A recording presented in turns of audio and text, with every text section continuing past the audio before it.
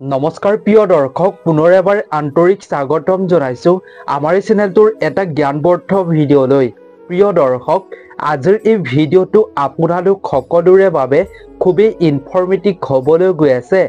কাৰণ আজিৰ এই ভিডিঅ'টোত আমি আপোনালোকৰ লগত কেইটামান এনেকুৱা কথা শ্বেয়াৰ কৰিম, যিকেইটা কথা যদি আপুনি জানি ল'ব পাৰে আৰু আপুনি যদি এইকেইটা কাম কৰিব পাৰে, তেতিয়াহ'লে মদ বা মাদক দ্ৰব্যৰ পৰা দূৰত থাকিব পাৰিব।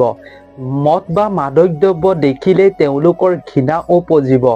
আপুনি এই কামটো কৰিবলৈ চেষ্টা কৰিব, তেতিয়া আপোনাৰ স্বামীয়ে হওক বা আপোনাৰ ঘৰৰ সন্তানেই হওক বা যিকোনো সদস্যই হওক, যদি বহুত মদ খায়, বহুত মদাহী হয় বা মাদক দ্ৰব্য বহুত সেৱন কৰে, তেতিয়াহ'লে তেওঁলোকে সেই মাদক দ্ৰব্য বা মদৰ পৰা ৰক্ষা পাব পাৰিব বা মুক্ত হ'ব পাৰিব। তেওঁলোকে সেই মদ বা মাদক দ্ৰব্য দেখিলে তেওঁলোকৰ মনলৈ ঘৃণা উপজিব। বৰ্তমান সময়ত মদ বা মাদক দ্ৰব্য বহুত খোৱা দেখা পোৱা যায়। মদ বা মাদক দ্ৰব্য খাই স্বামীসকলে পত্নীসকলক বহুত অত্যাচাৰ কৰাও দেখিবলৈ পোৱা যায়। আৰু যিসকল সন্তান, সেইসকল সন্তানেও ঘৰলৈ আহি বহুত অত্যাচাৰ কৰা দেখিবলৈ পোৱা যায়। এনে ক্ষেত্ৰত মাক দেউতাক বহুত অশান্তিত ভুগিব লগা হয় আৰু বহুত চিন্তাত ভুগিব লগা হয়। কেনেকৈ সেই মাদক দ্ৰব্য বা মদৰ পৰা তেওঁলোকক ৰক্ষা কৰিব, কেনেকৈ সেই মদ বা মাদক দ্ৰব্যৰ পৰা নিচাটো তেওঁলোকৰ মনৰ পৰা আঁতৰাব, তাৰ বিষয়ে বহুত চিন্তা কৰি হতাশাত ভুগিবলগীয়া হয়। আজিৰ এই ভিডিঅ'টো আপুনি শেষলৈকে চাওক। এনেকুৱা কেইটামান টিপছ আপোনালোকক দিম, যদি আপুনি এই টিপছ কেইটা মানিব পাৰে, এই টিপছ কেইটা আপুনি তেওঁলোকৰ লগত কৰিব পাৰে, এনে বস্তু তেওঁলোকক খুৱাব পাৰে, সময়ত আপুনি যদি এনে কাম কৰে, তেতিয়াহ'লে তেওঁলোকৰ সেই অভ্যাস দূৰ হ'ব অতি কম দিনৰ ভিতৰতে। তেওঁলোকে সেই মদ বা ৰাগিয়াল বস্তু দেখিলেই তেওঁলোকৰ মনলৈ ঘৃণা উপজিব। সেইবাবে আজিৰ এই ভিডিঅ'টো আপোনালোকে শেষলৈকে চাই থাকক। আপোনালোকৰ বাবে খুবেই ইনফৰ্মেটিভ হ'বলৈ গৈ আছে। আমি আপোনালোকক কেইটামান কথা জনাম, যিকেইটা কথাই আপোনালোকক বহুত সহায় কৰিব। আপোনালোকৰ সন্তানক সেই মাদক দ্ৰব্য বা মদৰ পৰা আপুনি ৰক্ষা কৰিব পাৰিব। মদ নোখোৱা হ'ব আপোনাৰ সন্তান, আপোনাৰ স্বামীয়ে, যদি আপুনি এইকেইটা কাম আপুনি কৰিব পাৰে। গতিকে প্ৰিয় দৰ্শক, ভিডিঅ'টোৰ মাজলৈ আগবঢ়াৰ পূৰ্বে আপুনি আমাৰ এই ভিডিঅ'টো কোন ঠাইৰ পৰা চাই আছে, লগতে আপুনি আপোনাৰ আৰাধ্য পৰমেশ্বৰৰ নামো কমেণ্ট ছেকশ্যনৰ জৰিয়তে স্মৰণ কৰিব, যাতে আপোনাৰ আৰাধ্য দেৱতাৰ কৃপাত আপুনি যি কাম কৰিব, সেই কামৰ যাতে আপুনি সুফল পাব পাৰে। আৰাধ্য পৰমেশ্বৰৰ কৃপাত যাতে আপোনাৰ স্বামীয়ে হওক বা সন্তানেই হওক বা ঘৰৰ যিকোনো সদস্যই ৰাগিয়াল বস্তুৰ প্ৰতি বহুত নিচাযুক্ত বস্তু খাই বহুত অশান্তি কৰে, তেওঁলোকক যাতে সেই বস্তু খোৱাৰ পৰা বিৰত ৰাখিব পাৰে ভগৱানৰ কৃপাদৃষ্টিৰ ফলতো।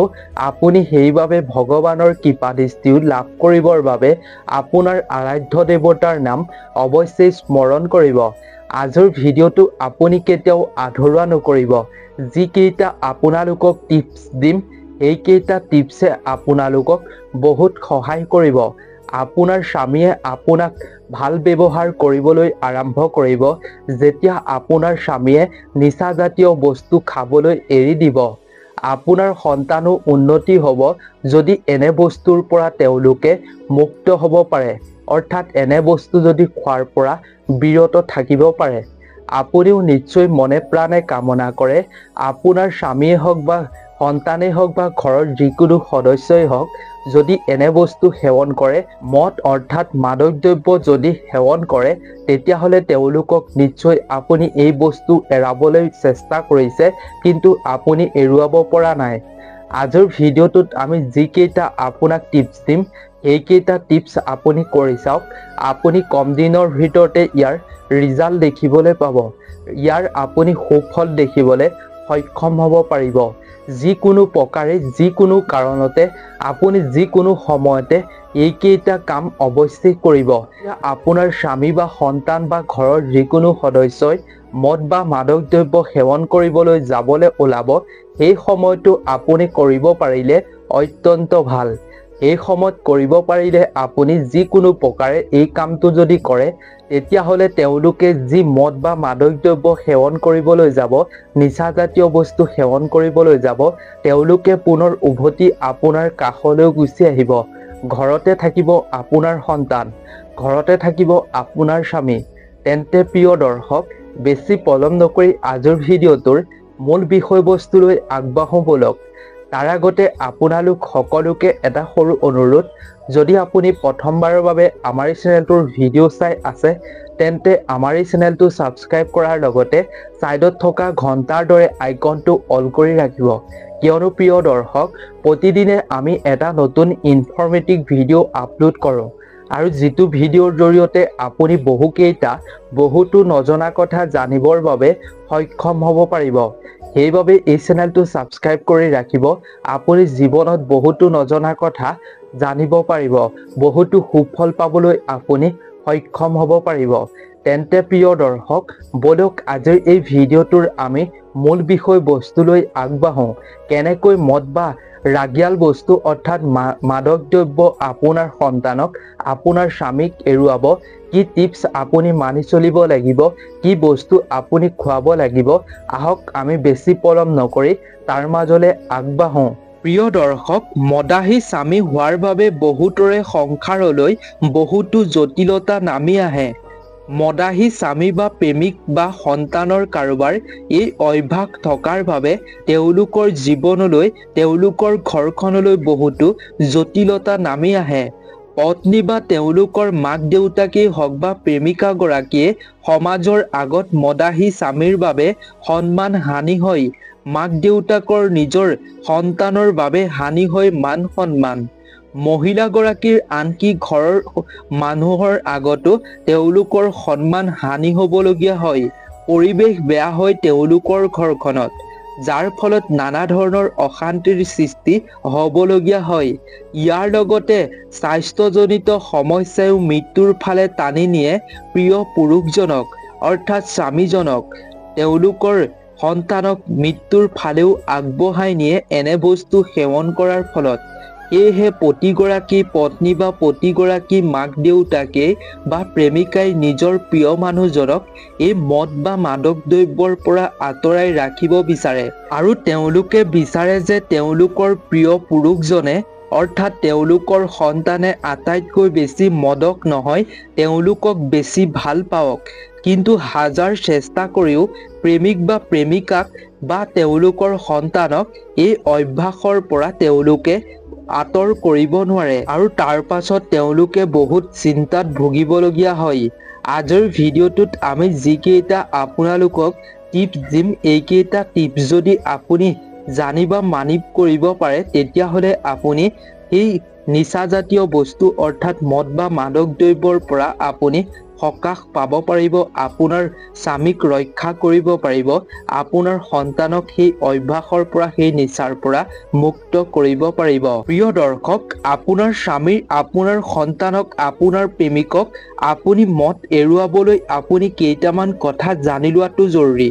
প্ৰথমতেই আপোনাক এইকেইটা কথা জনাম, যিকেইটা আপুনি আপোনাৰ স্বামীৰ লগত কৰিব পাৰিলে কিজানি আপোনাৰ স্বামীয়ে, আপোনাৰ সন্তানে, আপোনাৰ প্ৰেমিকাই এই মদ বা মাদক দ্ৰব্যৰ পৰা মুক্ত হ'ব পাৰে বা আপুনি এইকেইটা জানিও আপুনি এইকেইটা কামো কৰাটো জৰুৰী।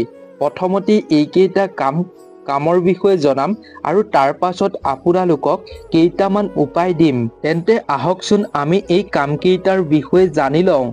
1 নম্বৰতে হৈছে আপুনি আপোনাৰ স্বামীৰ সৈতে মদ বা মাদক দ্ৰব্যৰ সন্দৰ্ভত আপোনাৰ উদ্যোগৰ সম্পৰ্কত মুকলিকৈ আপুনি আলোচনা কৰক। তেওঁৰ প্ৰতি আপোনাৰ মৰম আৰু সমৰ্থন প্ৰকাশ কৰাৰ লগতে তেওঁ মাদক দ্ৰব্যৰ প্ৰতি আপোনাৰ সম্পৰ্কৰ কেনেদৰে প্ৰভাৱ পেলাইছে সেই কথা আপুনি তেওঁৰ আগত মৰমেৰে প্ৰকাশ কৰক। ভৱিষ্যতৰ সম্পৰ্কে আপুনি ভালদৰে তেওঁলোকক বুজাই দিয়ক বা সতৰ্ক কৰি দিয়ক। 2 নম্বৰতে হৈছে নিজকে শিক্ষিত কৰক। মদ বা মদ্যপান আসক্তি ইয়াৰ প্ৰভাৱ আৰু উপলব্ধ চিকিৎসাৰ বিষয়ে জানিবলৈ চেষ্টা কৰক। নিচাৰ প্ৰকৃতি বুজি পালে আপোনাৰ স্বামী আপোনাৰ সন্তানে মদ এৰুৱাবলৈ বা সুস্থ কৰি তুলিবলৈ সহায় হ'ব আপোনাৰ। 3 নম্বৰতে হৈছে চিকিৎসকৰ সহায়ত মদ এৰুৱাবলৈ আপুনি উৎসাহিত কৰক। এজন স্বাস্থ্য সেৱাৰ পেছাদাৰীৰ ওচৰত তেওঁক মদ্যপানৰ বিষয়ে মূল্যায়ন দিব পাৰে আৰু উপযুক্ত চিকিৎসাৰ পৰামৰ্শ দিব পাৰে, য'ত চিকিৎসা ঔষধ আপোনাৰ অন্তৰ্ভুক্ত থাকিব আৰু আপুনি সেই চিকিৎসাৰ পৰা সেই মদ বা মাদক দ্ৰব্যৰ পৰা দূৰত ৰাখিব পাৰিব আপোনাৰ সন্তানক বা আপোনাৰ স্বামীক। 4 নম্বৰতে হৈছে আৱেগিক হৈ সহায় আগবঢ়াওক।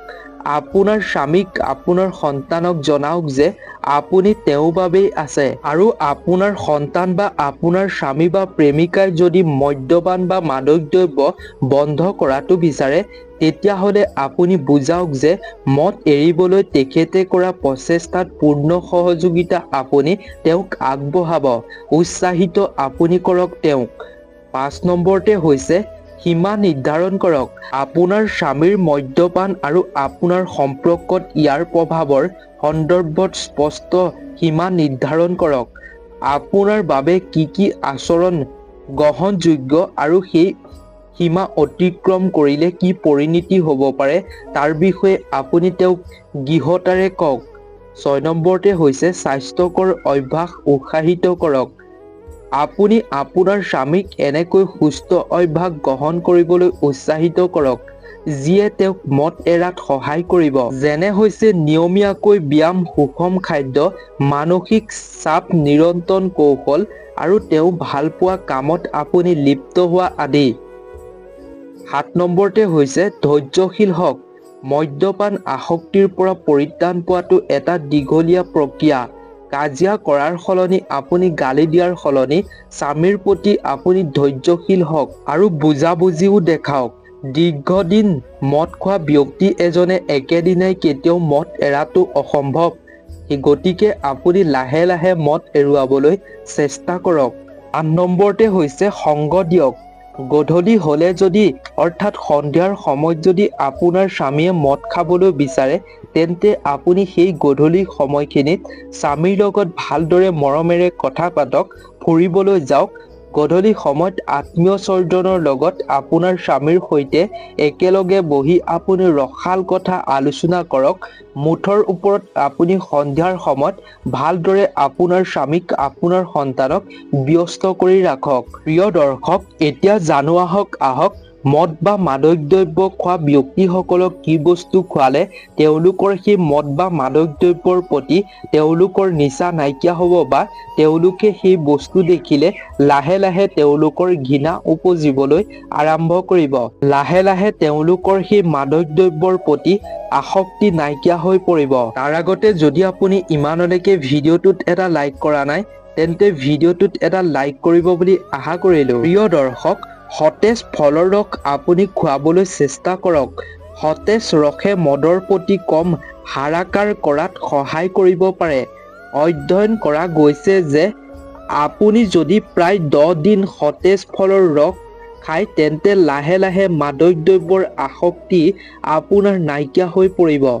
সেইবাবে আপোনাৰ স্বামীক আপোনাৰ সন্তানক আপুনি সতেজ ফলৰ ৰস খাবলৈ দিয়ক। প্ৰিয় দৰ্শক, খেজুৰ মদ্যপানৰ অন্যতম পুৰণি জনপ্ৰিয় ঔষধ। খাদ্যত যোগ কৰক। আপুনি এমাহৰ ভিতৰতে ইয়াৰ প্ৰভাৱ পাব পাৰিব। ইয়াৰ আপুনি সুফল পাব পাৰিব। মদ বা মাদক দ্ৰব্য খোৱা ব্যক্তিসকলক আপুনি খেজুৰ খাবলৈ দিয়ক। মদ্যপান অন্যতম পুৰণি আৰু জনবিশ্বাস ঔষধেই হৈছে খেজুৰ। ইয়াৰ প্ৰভাৱ আপুনি অতি সোনকালে পাবলৈ সক্ষম হ'ব পাৰিব। প্ৰিয় দৰ্শক, বিলাহীৰ ৰস মদ ত্যাগ কৰিবলৈ বিলাহীৰ ৰস খোৱাটো উচিত। ইয়াৰ দ্বাৰা আসক্তি ত্যাগ কৰাত সহায় হয়। আপেলৰ ৰসো আপুনি খাব পাৰে। দিনে 2 বা 3 বাৰ আপুনি আপেলৰ ৰস খালে সুৰাৰ আসক্তি ত্যাগ কৰাত সহায় কৰিব। মদ বা মাদক দ্ৰব্যৰ প্ৰতি আপোনাৰ লাহে লাহে আসক্ত দূৰ হৈ পৰিব। আপুনি তুলসী পাতো খাব পাৰে। তুলসী হৈছে আয়ুৰ্বেদিক ঔষধ। সুৰা আসক্তি ত্যাগ কৰিবলৈ তুলসী পাত ব্যৱহাৰ কৰিব পাৰে। ইয়াৰ ফলত মদ বা মাদক দ্ৰব্যৰ প্ৰবল ইচ্ছা কমি যাব। প্ৰিয় দৰ্শক, যিমান বেছি পাৰে আপেল খুৱাওক। মদৰ নিচা এৰাত সহায় হ'ব আপোনাৰ। কিন্তু আপুনি আপেল যদি সিজাই খোৱাৰ অভ্যাস কৰা হয়, তেতিয়া মদ খালে নিচাটোৱে যাতে লগতে মদৰ প্ৰতি ঘৃণা উপজায়। কেৱল মদেই নহয়, সকলো ধৰণৰ নিচাৰ প্ৰতি আপোনাৰ বিস্না জন্মিব। প্ৰতিদিনে নহৰু কেঁচাই খাবলৈ দিয়ক আপুনি। ইয়াৰ প্ৰতি লাহে লাহে মদৰ প্ৰতি হেঁপাহ অৰ্থাৎ আসক্তি কমি যাব। প্ৰিয় দৰ্শক, আশা কৰোঁ আজিৰ এই ভিডিঅ'টো চাই আপুনি নিশ্চয় ভাল পালে। প্ৰিয় দৰ্শক, যদিহে আপুনি আজিৰ এই ভিডিঅ'টোত কোৱা কথাকেইটা আপুনি মানি চলিব পাৰে, এই কামকেইটা আপুনি কৰিব পাৰে, এই বস্তুকেইটা যদি আপুনি খুৱাব পাৰে তেওঁলোকক, তেতিয়াহ'লে তেওঁলোকৰ মদ বা মাদক দ্ৰব্যৰ প্ৰতি যি নিচা থাকে সেই নিচা দূৰ হৈ পৰিব। তেওঁলোকৰ সেই অভ্যাস দূৰ হ'ব আৰু আপোনাৰ লগতে ঘৰত থাকিব।